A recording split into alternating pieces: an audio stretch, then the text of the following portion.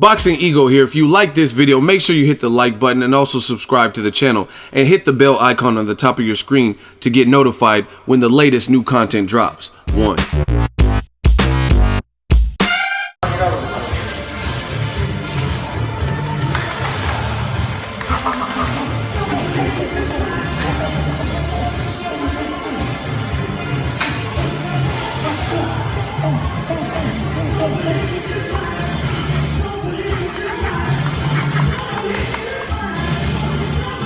¿Yo te había dicho?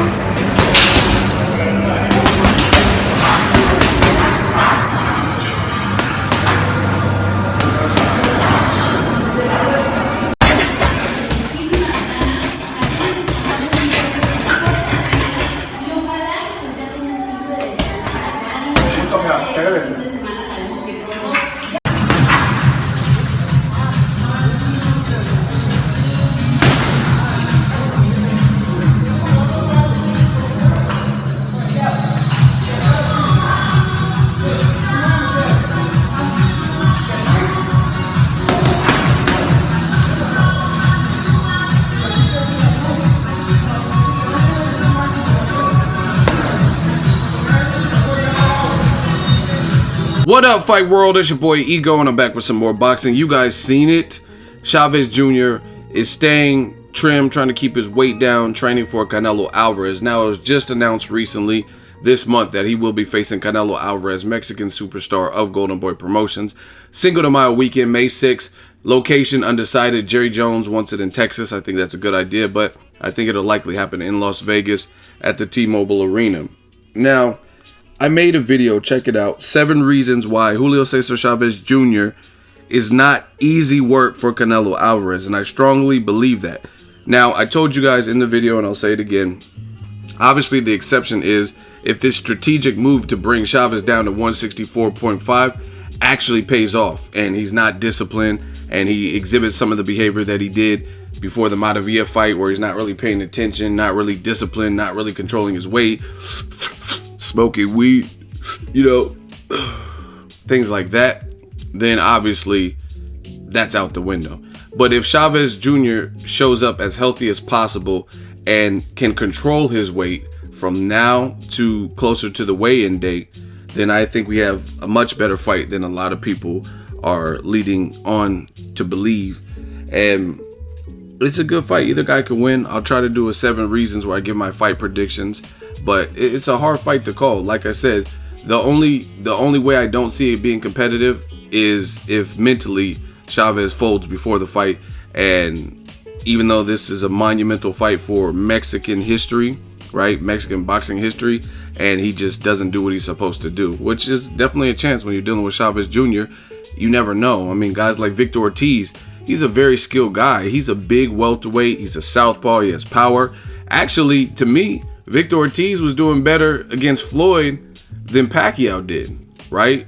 Pacquiao had 1 round, but Victor Ortiz lacking the same experience that Pacquiao had going into the Mayweather fight. I thought Victor Ortiz was doing solid, but when Floyd started sharpening up and he couldn't hit Floyd, that's when it all unraveled, because Ortiz lifted off of his feet and headbutted Mayweather, and then it went downhill from there. Mayweather got him back or whatever, 2-pieced him.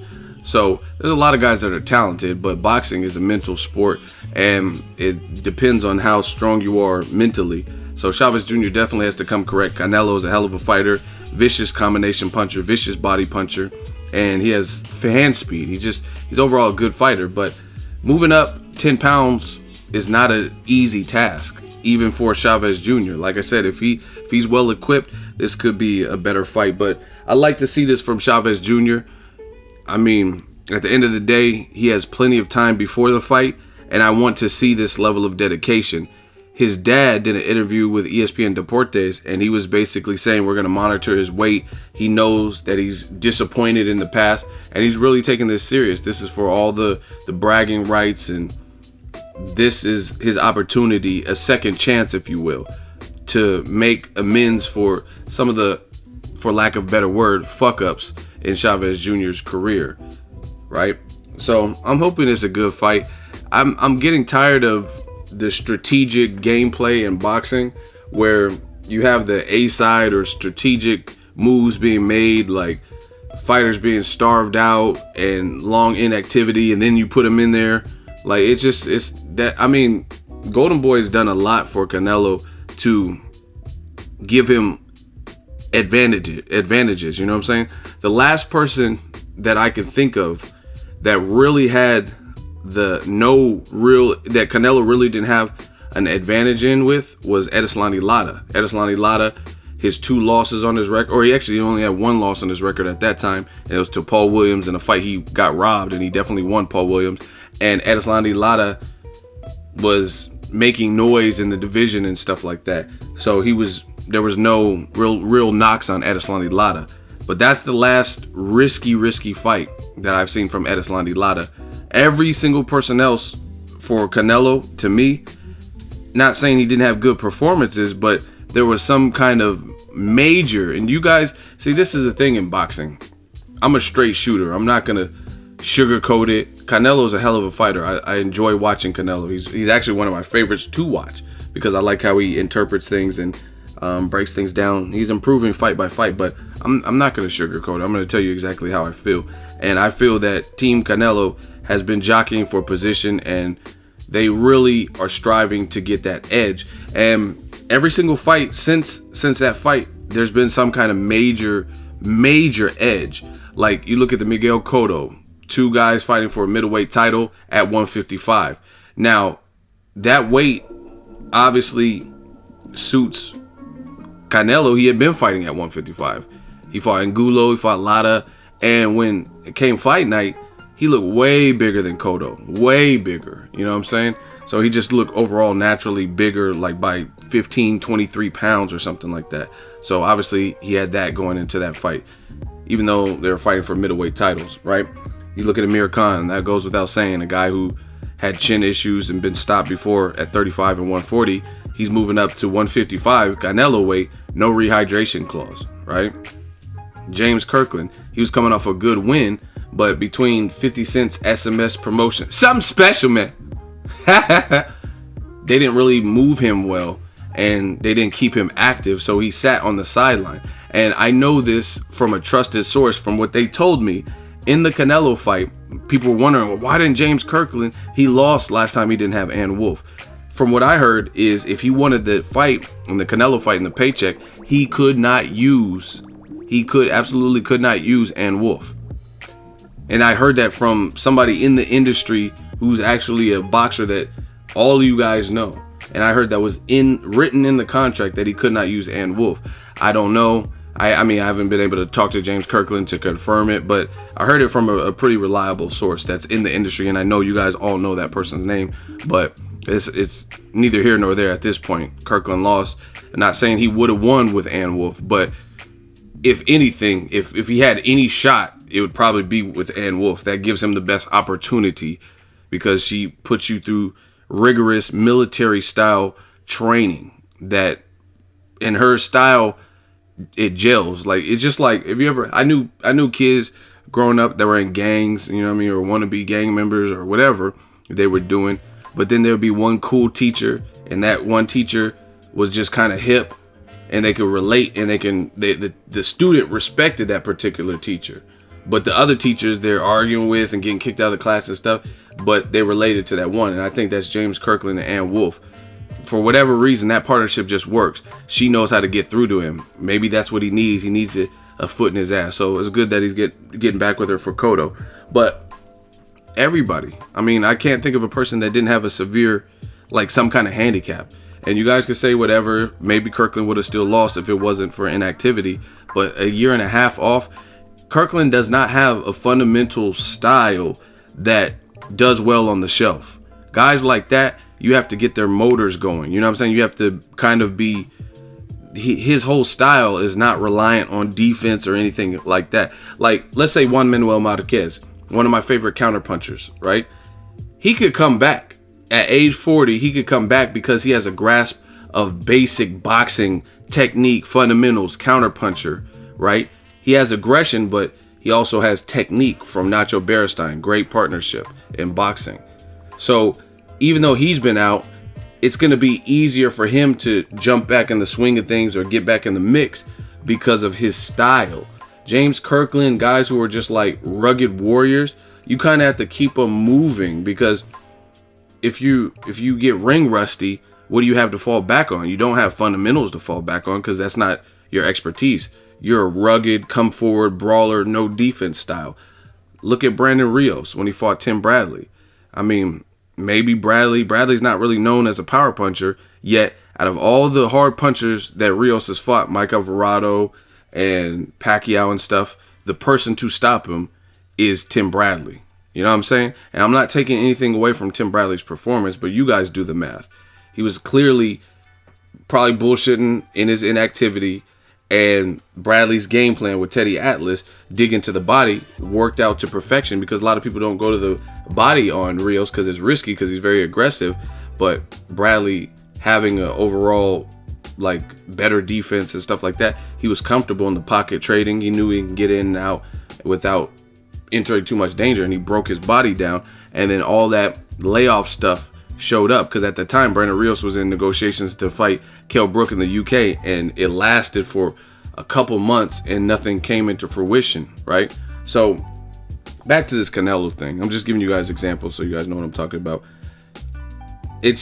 I don't know. I don't remember the last time. Like I said, I think Edeslani Lara is the last evenly matched. Like, Lara didn't have any. I mean, he came in at 55 at Canelo weight, but Lara has a big enough frame.